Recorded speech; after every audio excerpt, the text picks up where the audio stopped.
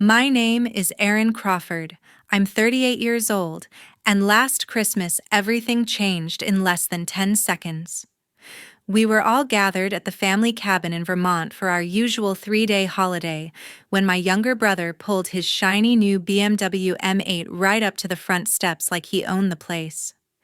Dad's face lit up the moment he saw it. He slapped Connor on the back, told everyone to come look at what real success buys these days, then turned straight to me in front of Mom, Emily, the kids, Aunt Diane, and half the extended family. He looked me up and down, shook his head, and said loud enough for every single person to hear Erin take a good look at your brother. This is what happens when someone actually makes something of himself. Maybe stop showing up in that beat-up pickup and start acting like you belong in this family. Honestly, I'm embarrassed for you. The room exploded with laughter. Everyone thought it was hilarious. Mom covered her mouth but couldn't hide her smile. Emily smirked. The kids giggled. Aunt Diane even clapped, like it was stand-up comedy. I stayed perfectly calm. I reached into my coat pocket, pulled out the carbon fiber key to my Lamborghini Urus, and placed it on the dining table with one quiet click. The laughter died instantly. Forks stopped halfway to mouths. Every pair of eyes locked on that key. Dad's proud grin vanished. Connor's jaw actually dropped. Not one person said a word. The silence was so thick you could feel it press against the walls. For the first time in my life, nobody in that room was laughing at me anymore. Before I tell you what happened next, drop a comment with the exact time and city you're watching from right now. I want to see how far this story has traveled. I grew up with the constant gnawing, soul-deep feeling that I would always be second place in my own home. From the earliest memories I still carry like invisible scars that never quite heal. Mom and Dad showered Connor with praise for things I had already done better, often in complete silence on my part, while I stood right there holding the proof in my hands. I'd walk through the door clutching a perfect report card, straight A's, perfect attendance. Sometimes even a little gold-sealed certificate from the principal. Proud enough that my chest felt like it might burst, and they'd barely lift their eyes from the television long enough to mutter a distracted, "That's nice, Erin," before turning back to whatever show was on. Yet the very first C Connor ever brought home was turned into this cinematic heroic narrative about overcoming adversity on his path to greatness, complete with extra long hugs around the dinner table, proud speeches about resilience that went on for 20 minutes, and ice cream sundaes for the entire family, like he'd just come back from war.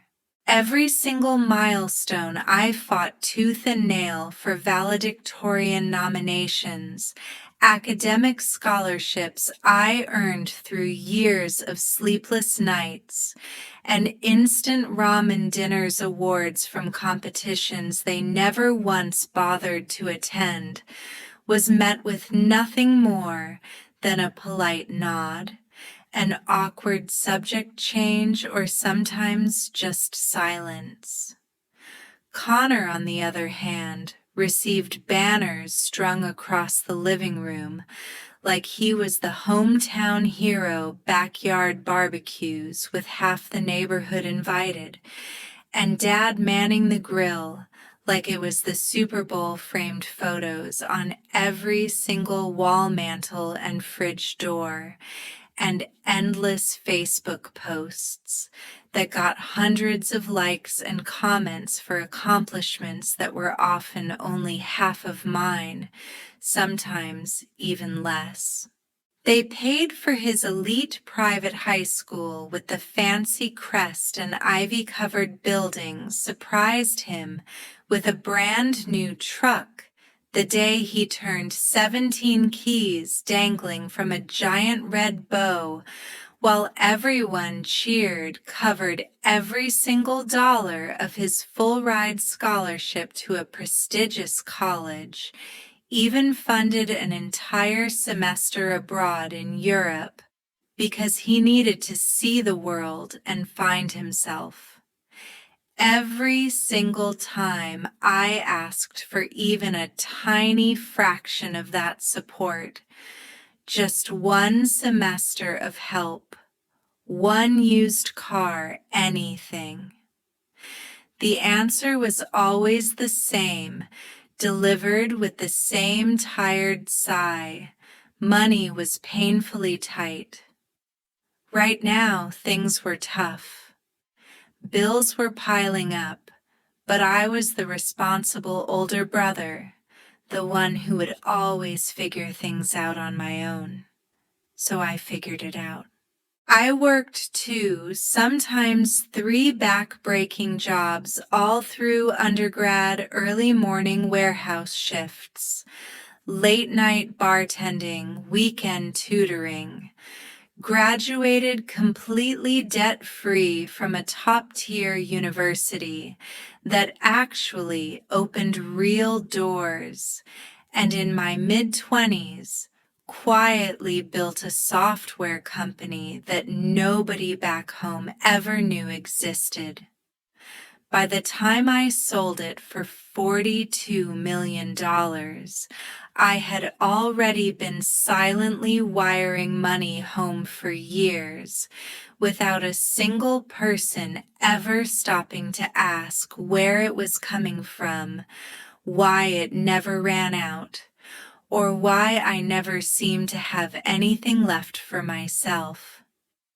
I put the entire down payment on Connor and Emily's 6-bedroom house in the perfect gated neighborhood with the manicured lawns. I paid Mason's and Ava's private school tuition every quarter before the invoices even reached their mailbox, sometimes wiring the money the same day the reminder email came. I covered Mom's sudden hospital stays, emergency surgeries, weeks of physical therapy, and mountains of medical bills. I fixed Dad's truck more times than I can count. New engines, transmissions, tires, the works, always with a quiet Venmo and no questions asked. Every single phone call ended exactly the same way. Just this once. Ari, we swear, or you're doing so well out there and you don't have kids yet, right? I never corrected them. I never pulled up the real brokerage statements, never breathed a word about the 7-figure exits. Never let the slightest hint slip. I kept rolling up to every family gathering in the same weathered, salt-eaten Ford pickup, dressed in plain jeans, old work boots, faded flannel shirts, and a baseball cap pulled low, letting them believe I was one flat tire away from broke. Hiding the full truth wasn't just a habit anymore. It had become survival instinct, the only armor I had against the day they would finally see me for what I could give, instead of who I was. Because I knew with absolute certainty that the moment they realized how much I actually had, the requests would never end, and the thin, fragile veil of respect they still pretended to show me would rip apart forever. That choice to stay completely silent about my success began long before anyone ever laid eyes on a carbon fiber Lamborghini key. 1 week after the Christmas gathering, my phone fell into an eerie, absolute silence I hadn't experienced in over 15 years. The family group chat that used to explode with hundreds of messages a day, photos of the kids in matching Christmas pajamas, memes, passive-aggressive reminders about birthdays and anniversaries, random thinking of you forwards, suddenly had one less member me. No announcement, no goodbye text. No, we made a new chat without Aaron. I only noticed when Connor never posted his annual smug reel of the drive home from Vermont, the one where he always bragged about how his latest German car ate the snow for breakfast, while panning slowly across the speedometer. A few days later, a thick official envelope from the bank landed at my California address by mistake, forwarded from a life I had left behind long ago.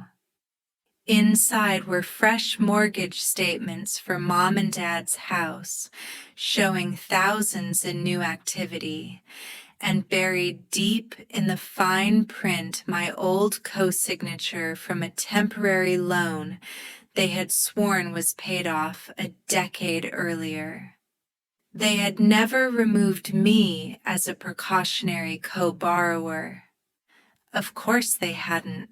At the exact same time, Connor was flooding Instagram and Facebook with cinematic shots of the M8 parked in front of frozen lakes, covered bridges, and ski lodges tagging Mom, Dad, Emily, Aunt Diane, even distant cousins I hadn't spoken to in years, while surgically cropping, untagging, or erasing any trace that I had ever been part of their lives.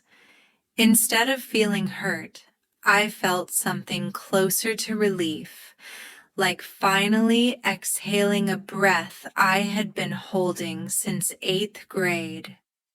I opened every profile, every backup account, every shared album, and blocked them all in one clean 60-second sweep.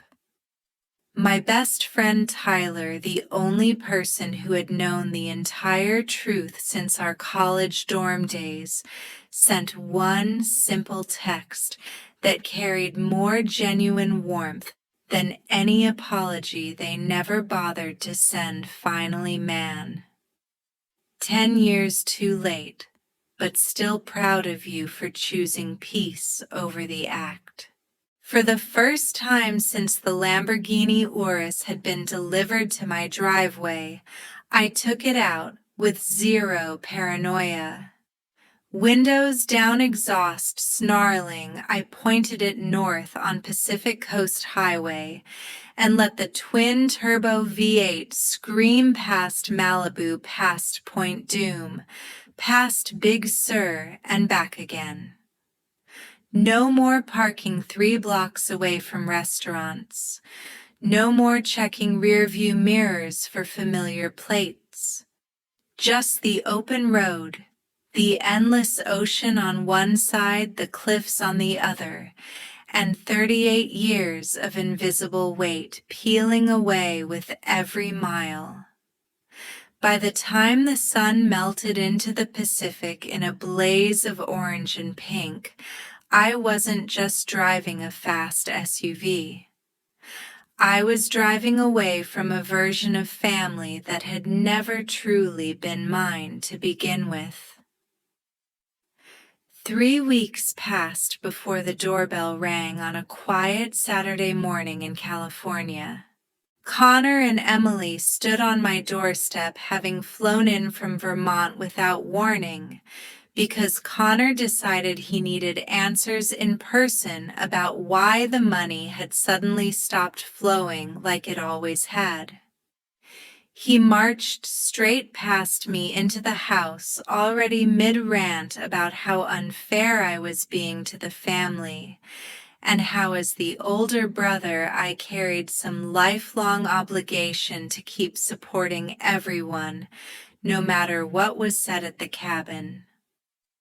Emily followed close behind, clutching the same designer bag from Christmas, nodding along while Connor rattled off every bill they had counted on me covering month after month without fail. I let him finish. Then I silently led them to the garage, hit the button, and raised all 4 doors at once. The Lamborghini Urus sat front and center beside a matte black McLaren 720S and a pearl white Porsche 911 Turbo S that neither of them even knew existed until that moment. Connor's words died in his throat as he stared speechless. Emily's eyes went wide, instantly realizing the old beat-up pickup story had been a lie for years. She recovered first and launched into an explanation of how their lifestyle required nearly $10,000 a month between the mortgage, private schools, car payments, and everything else they refused to cut back on, because that was the standard they deserved after Connor's achievements.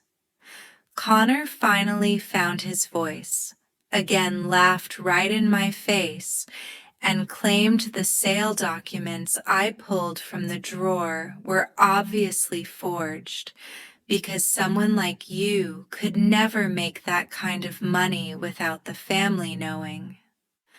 I closed the garage doors, told them nothing would change, and watched them leave without promising another conversation or another dollar. 2 months later, a thick envelope from the bank showed up in my mailbox, forwarded from the old address my parents still used for everything official. The notice inside revealed that Mom and Dad had fallen several $1,000s behind on their mortgage, with late fees piling up faster than they could manage. Digging through public records, I discovered they had quietly refinanced the house 6 months earlier, pulling out equity specifically to help Connor cover the down payment on his BMW because he insisted the car was essential for his professional image. That same week, Aunt Diane sent a long, tearful message saying Mom had been crying nonstop over stacks of unpaid bills and asking if I knew how bad things had gotten since no one had heard from me after the cabin. Instead of replying, I compiled every transfer confirmation dating back years. Proof of exactly how much I had sent for mortgages, utilities, tuition, and repairs, then forwarded the entire history to the bank's legal department with a short note stating I was no longer responsible for any of their obligations.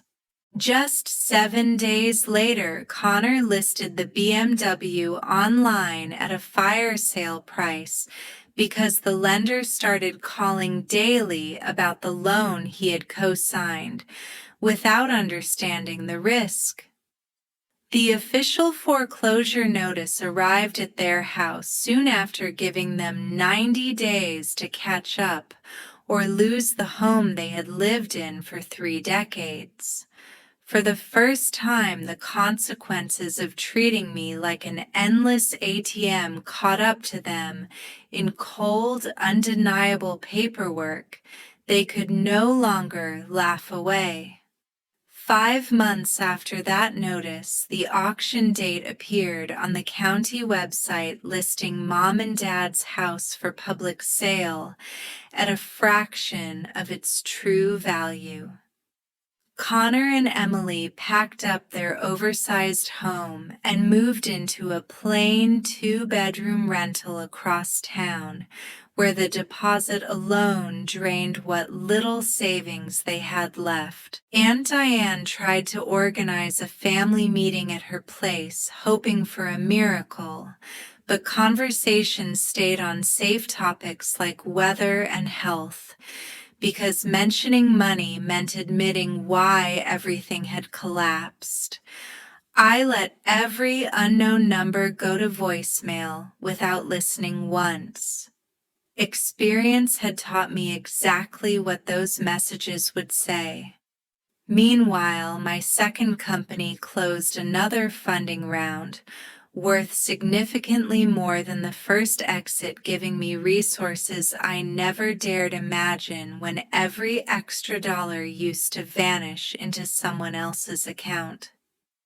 I closed on a new oceanfront property in Oregon, deciding it was time to spread investments across states instead of keeping everything tied to places heavy with old expectations. Life moved forward without the constant weight of their emergencies on my shoulders and the silence that replaced their endless requests felt like surfacing for air after years underwater. 10 months after that Christmas gathering, the bank completed the foreclosure. A new owner took possession of the house my parents had raised us in after paying far less than market value at auction. Connor began working regular shifts at a used car lot, earning commission on vehicles, nothing like the one he lost because steady income suddenly mattered more than appearances. Mom and Dad settled into a modest one-bedroom apartment where the walls were thin and the neighbors were strangers instead of lifelong friends. Relatives who once filled holiday tables now kept conversations short and careful, avoiding my name entirely as if saying it might remind everyone how fast everything can crumble when the wrong person is taken for granted. I deleted the last remaining contacts, old emails, and shared accounts that could have accidentally pulled me back. The silence that replaced their constant presence stopped feeling cold and became the clearest proof that I had finally chosen myself over a version of family that never truly included me.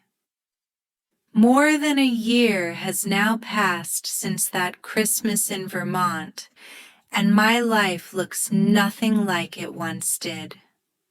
Investments from both company sales have more than doubled, granting me a level of financial freedom I never allowed myself to dream about when every surplus dollar disappeared into someone else's account. Mom, Dad, Connor, and Emily no longer have a phone number, email, or social media handle that connects to me because I closed every possible door the moment their choices became irreversible. They lost the house we grew up in, sold off the luxury car that started it all, and watched their reputation shrink in front of relatives who finally understood where the money had truly come from all those years. The consequences settled in quietly yet permanently, changing addresses, daily routines, and even the way people speak to them at family events that no longer send me an invitation. Here is the real lesson I want every single one of you to carry from my story. Never let the people who are supposed to love you most turn your kindness into an expectation and your silence into permission to keep taking. I spent years believing that paying for everything without complaint was what a good son and good brother does. But real family doesn't measure love in dollars transferred or emergencies fixed.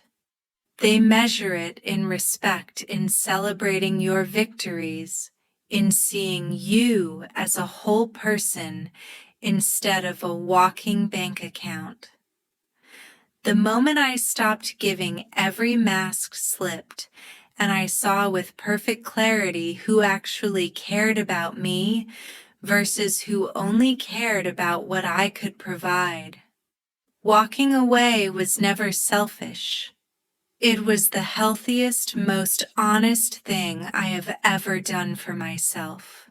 If you are the one who always gives while everyone else takes, know that drawing the hardest boundary can also be the greatest act of kindness you ever show your own future. You deserve a life where your success is celebrated, not exploited. To everyone who stayed until the very end, thank you. Your time means the world, and knowing this story reached you makes every year of silence worth it. If anything here felt familiar, please share your own experience below, even if it's just one sentence. You are not alone, and sometimes reading that someone else finally chose themselves is the exact push we all need.